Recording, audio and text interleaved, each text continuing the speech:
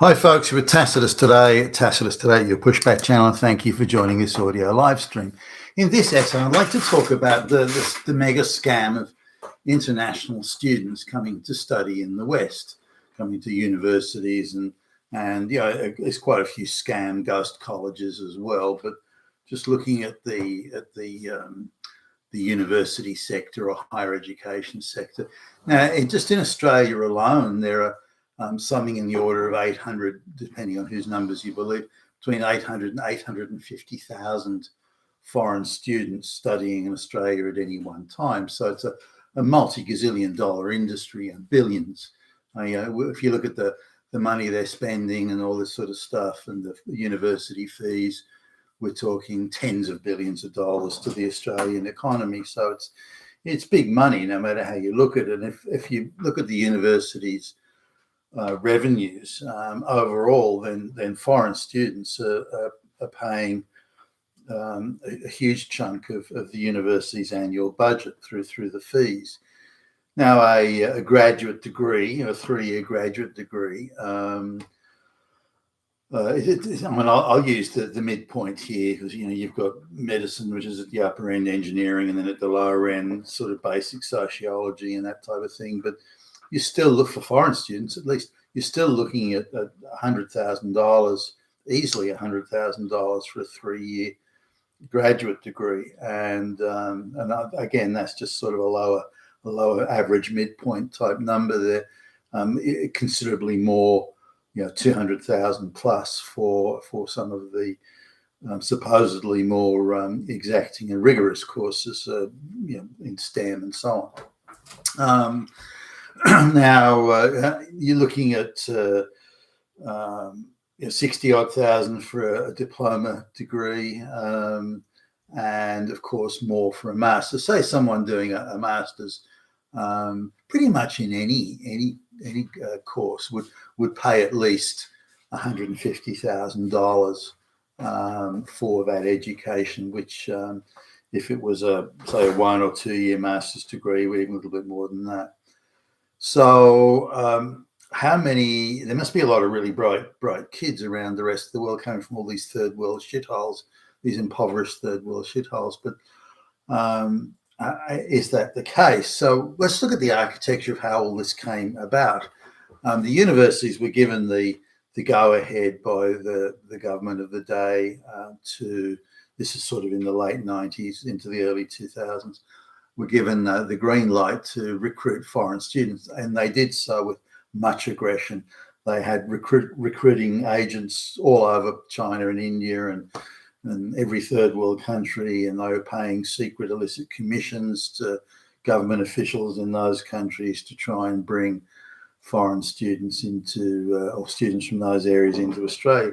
But that's a tough gig because at the time, the Australian, particularly in STEM, the Australian education system and other parts of the West as well, still had some rigor in it. Now, the standards had been lowered a lot, but they still had some rigor there, and particularly in things like STEM, or more so than they would in, say, entry-level sociology courses like peace studies or some shit like that. So, but to get these students, these third world students, and many of whom couldn't even speak a word of English, many of them, by the way, if they came from lower middle income countries, they'd failed even the ability to do diploma degrees in their own country. That's how badly they failed. So they had no further education prospects in their own country because they were just too low IQ to get anywhere. They found those people, those low IQ people, they could actually go to a first world country, place like Australia, or the US or Canada or Britain and so on.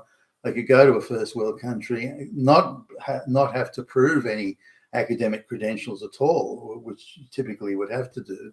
And they didn't even have to speak English, or they could pay someone who did speak English corruptly to take the online test. There was no rigor, no checking, no qualification, no oversight. Any officials, in like the Pakistans and Indias of the world that were arranging this were given bribes often by the very recruitment agents that were working for the Western universities, for goodness sakes. So the whole thing was a scam and a fraud and a swindle from the outset. There was never any intention to hold rigorous academic standards or anything of the sort. It was just a money grab, and billions of dollars of revenue could be seen.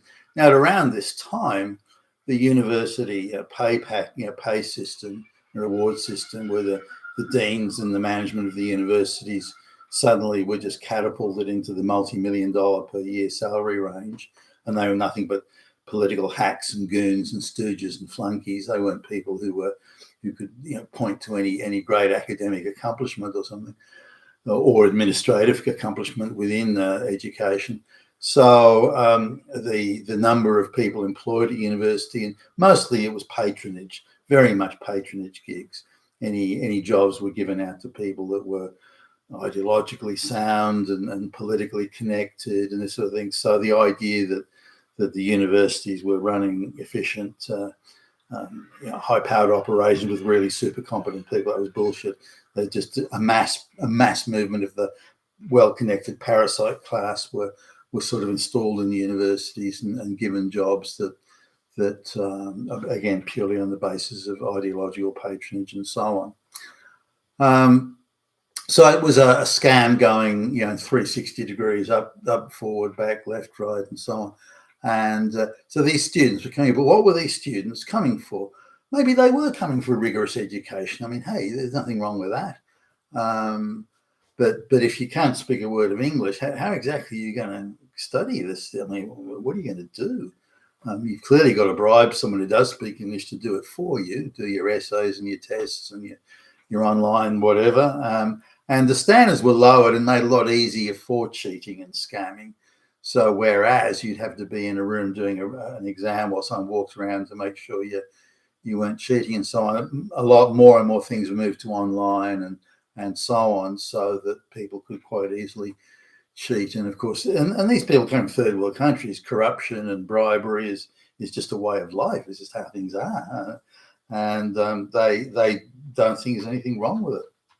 So anyway, they're coming now. The children of wealthier people were of course coming, and they may have got visas and citizenships anyway, but quite a few of them wouldn't have.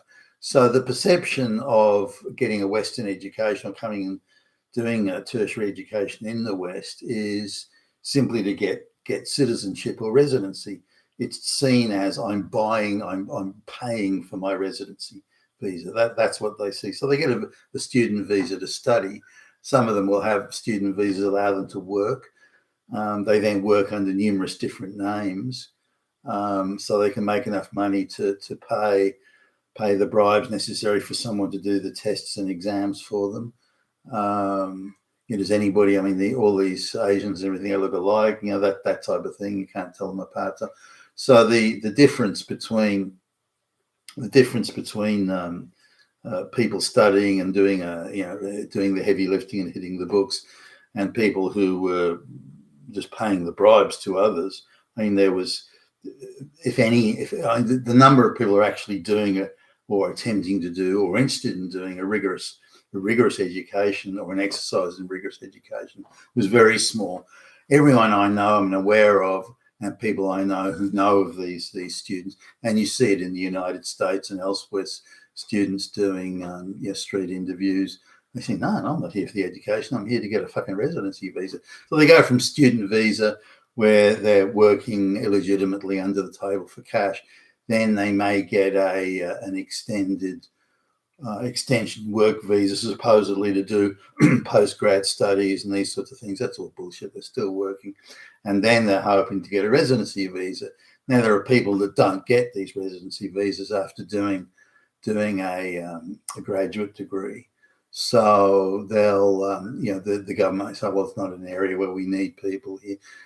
So they then go on and do a master's, hoping that master's will then give them the residency visa that they want. And if that doesn't work, they'll do a PhD. Now, the universities are quite happy to take the money, but the reality is these are students that, a guy just going back some years, a guy I knew who was I can't remember. I think it was accounting or business or finance, something like that. He got his graduate degree, but he didn't get a very good pass, and he wanted to go on and do a master's in that field, something to do in finance, or economics. Wanted to do a master's, and the university, again, this is some years ago. University said, no, your graduate degree is not enough. Save your money, go and spend it on something else. We don't want your money. You're not a good enough student to warrant you attempting a master's. That's not the same. They don't treat the international students that way. You want to put $100,000 on the table, or $50,000, $70,000, whatever, to do your masters, and you're an illiterate peasant, and you really haven't got a hope of passing a rigorously tested degree at all. They'll still take your money. And go, yeah, not a problem. So it's become a huge backdoor for third world people to get residency in Australia or again the West generally. Now, some of these people, there are whole villages in places like India and Pakistan and Bangladesh and Africa and all this thing, where the whole village will sell and mortgage everything they've got. They'll all take out loans. They'll do that in order just to get one of their number into a Western university. And the idea is, and they'll be assured of this by corrupt commission agents and people movers and so on, that look, they'll just give you the degree, no worry. And then you get the degree, you get citizenship, and then you can bring out your whole fucking village. Your 10th cousin can be, which is how they see things when they look at the family. So these people are these villages will save mortgage and borrow everything they have to send just one of their number to a Western university, in the expectation that'll be the passport, that'll be the conduit for the whole village to go to the rich West, where they can all parasite off and loot the like the Somalis in America and so on. They can all parasite off the rich white West. So this is something that it's a huge scam. It's a massive swindle, and it's going on a nuclear scale. And again, in Australia, where the student population, and if you add in things like tech colleges and other things, there's well over 1 million people from foreign students studying in Australia. All of them are here. Well, I mean, I'm sure you get the odd one or two that's genuine, but pretty much all of them are here just to be able to, using it as a backdoor to get residency or citizenship. None of them are here. And if there was any rigor in the system at all, as an educational rigor, the people that can't speak a word of English wouldn't get in. The people who have bribed to get their high school diplomas, there's no quality control at all. I'd be surprised if even 2 or 3% of the people that are here, approximately 1 million, maybe 20 or 30,000 are legitimate students that have higher academic capacity and so on. The rest are all freeloaders trying to get in as students. There's a Cambodian lady. She got her degree in given the poor English, I doubt she got it, but got a degree in accountancy, but couldn't get a residency visa. So I was going now to do a master's, because if you get a master's, then you get more bonus points and you're more likely. So she's only staying on to do it, not for the higher education, but solely to get a residency visa to stay in a rich white first world country, or hitherto a rich first world country. So this is the level of the scam. And the whole educational sector is, I would argue, is in on this, when the reality is that quality is, whether it's quality of immigrant, quality of student, quality of employer, it doesn't matter. The quality control needs to be there, but all that quality control's been thrown out at all levels and in every way imaginable, and it's to the detriment of all of us. You've been with Tacitus today, your pushback channel, and thank you for listening.